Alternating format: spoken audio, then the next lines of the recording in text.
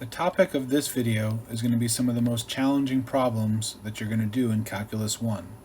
And it is something that you are going to see over and over and over again in future semesters, so I highly recommend that you practice this material a lot. So the topic is we're going to be performing integrals of something called u-substitution. So let's take a look at this first antiderivative. I can't use the power rule because I don't have it all expanded into individual powers here. Now if I wanted to, I could multiply that huge mess out, and then I'd be able to use the power rule in each term, and it would work out fine. The problem is that would be an absolute nightmare to do all that multiplying out everything. And it turns out there is a far better way to do this problem. So what we're going to do here is we are going to change our variable. We're not going to use x anymore. We're going to change it to a new variable u in as convenient a way as possible. And so we have to make our choice for what u is. Now some problems u will be really obvious. In other problems u will absolutely not be obvious. In this case, the choice I'm going to use for u is x to the fifth plus 2. We see that right there on the inside of my integral. And if that's the case, let's notice what happens here, that taking derivatives of both sides, du is the same as 5x to the fourth dx. Now, du here, this is the differential that we saw in a previous chapter, right? Differential, if you have f of x, the differential is f prime of x dx. So this right here is our differential. Now with that in mind, then I see that inside here I have my u, and outside I have exactly my du. This integral is going to become u to the fourth du. And it's a much, much easier integral than the one we started with. And now we can use our reverse power rule. It's going to go from 1/5 u to the fifth plus c without having to do any more work there. The only problem is the original problem involved x. It did not involve u. We only used u because it was convenient for us, but that shouldn't be what our answer is. So then what we're going to do is we're going to go ahead and convert it back to x, 1/5. And what was my u? X to the fifth plus 2 to the fifth plus c. So if you can find the right choice of u and you could change it really easily like this, then it works out great. But that actually is not going to be always working out so nicely. In fact, it's rarely going to work out so nicely. On this next problem, we have cosine of x squared times x dx. What I'm going to do is I need to figure out what my u and du are going to be here. My u I'm going to choose to be x squared, and my du, well, the derivative of that's going to be 2x dx. And you look over here on the right, and there is no 2x dx. There's only and x dx. So what that means is we're going to divide by 2 here, and we're going to get 1/2 du is equal to x dx. And then I can substitute x dx with 1/2 du rather than just du from before. So then my integral is going to become the following here. It's going to become cosine of u times 1/2 du, and we can go ahead and do the integral of cosine. We're going to get 1/2 sine u plus c, and then that's going to be 1/2 sine of x squared plus c. Okay, so there we go. Next one over here again. It's square root of ln x over x. It looks like this awful function here. It would be pretty difficult to do. But if we make our right choices here for our u, I'm going to choose u to be ln x. Now, before I go any further, I want to point out that you might be confused about some of my choices for u. Well, usually u is going to be something that's inside something else in your function. Sometimes u is going to be something crazy and not at all even in the problem. And the thing is there is no one rule I can tell you that here's how you pick your u. There's going to be a lot of trial and error on these problems, and the only thing I can say is that if you practice it enough, you will get better at picking out u. And if you don't practice it, you're going to be stuck. And the problem is, on these problems, if you can't pick a u, then you literally can't go any further. So it's not even like you can get partial credit. So you really need to practice these down so you can go ahead and get used to what good choices and bad choices for u are going to be.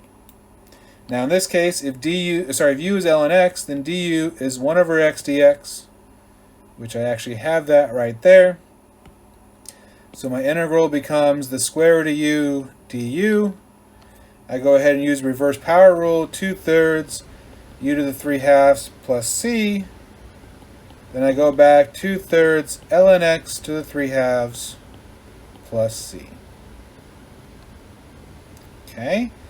Now this next one, we see tangent x, and you might be like, well, wait a second. There's only one thing there, and if I pick u to be tangent x, it's not going to work out. And you'd be absolutely correct. We cannot pick u to be tangent x here. It's not going to help us. But I can use my trig identities that tangent is sine over cosine. Then I'm actually going to let u not be the sine that you might think so. I'm actually going to let u be cosine. So u is negative sine x dx.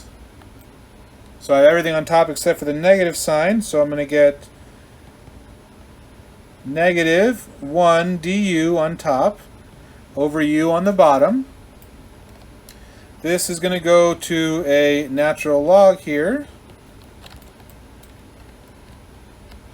And then with the natural log, we can go ahead and convert that back and get negative ln of cosine x plus c. And this would be a perfectly valid answer for the antiderivative of tangent. So you see that in this case, the u was not at all in the original problem. There was no cosine in the original problem. We had to do some algebra, some trig, to rewrite the problem. And then we had both sine and cosine, and if you pick u to be sine, it wouldn't work out. As I said, it takes a lot of practice to get used to what is the right choice here. I also want to point out that if you look up in the book or online and you have this answer for the integral of tangent, they're not going to write it this way. They're going to use the fact that you can take a negative in front and put it on an exponent, and so you'd have cosine x to the negative 1 power, which is the same as secant x. So this is the one you will most likely see in textbooks and online. I don't actually care if you use the negative ln cosine or the ln secant, it's the same thing to me. Also, you're probably going to have absolute values there instead of parentheses in any online publication. But regardless, it's acceptable for us. Similarly, we can go ahead and find the integral of secant now. The thing is, if we do 1 over cosine and try to do the same idea from the last problem, it's absolutely not going to work. Maybe not seem obvious here, and I'll let you try it, but I'm telling you it's not going to work out there. Turns out we have to do something even crazier on this one.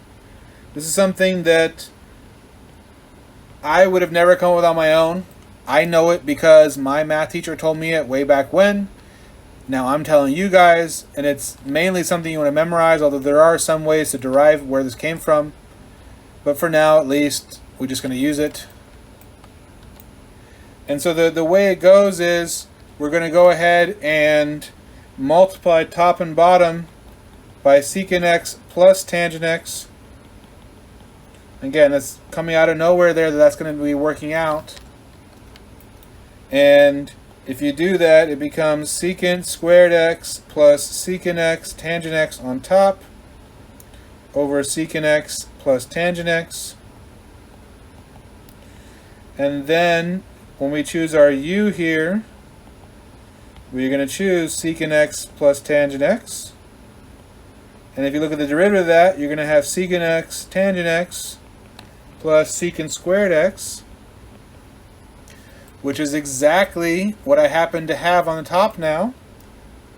So this is going to work out to be the integral of 1 over u du, right? Everything on top here So going to make yourself a du there.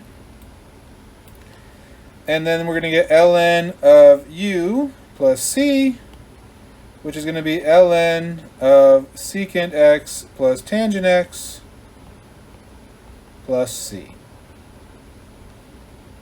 As you can see here, it's definitely out of nowhere kind of coming in that, and it's one of those ones that I would memorize the answer for personally. Regardless, this is what we get. And there's one last one over here, and this time I gave you a definite integral, and I want to show you how this is going to work for a definite integral. So I'm going to go ahead and I'm going to pick my u here and work out my du. My u is going to be the inside, 2x plus 1. My du is 2 dx. That's why we're going to have a 1/2 in our problem. So then I go ahead and I write down, we're going to have 1/2 square root of u du. And then if I write my limits down 0 to 4 here, I use those colors there for a reason. Every time I have the integral involving x, I use blue. And every time I switch to u, I switch it to purple here. And notice that when I switch the integral to purple, I still use the blue for the numbers 0 to 4, and that's because the 0 to 4 are values of x. Those are not values of u. And so because of that, we won't be able to plug in 0 and 4 in for u because it's not those values. So this is why it's important to know what values are x's, what values are u's, and so on. And this is what we get here. So what I want to do is, if I'm going to switch this here, I need to switch it involving the what u is. And how am I going to figure out what values to plug in for u? Well, I'm going to go ahead and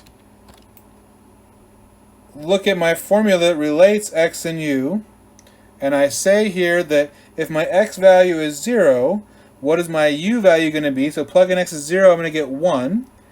And if my x value is 4, what's my u value going to be? It's going to give me 9.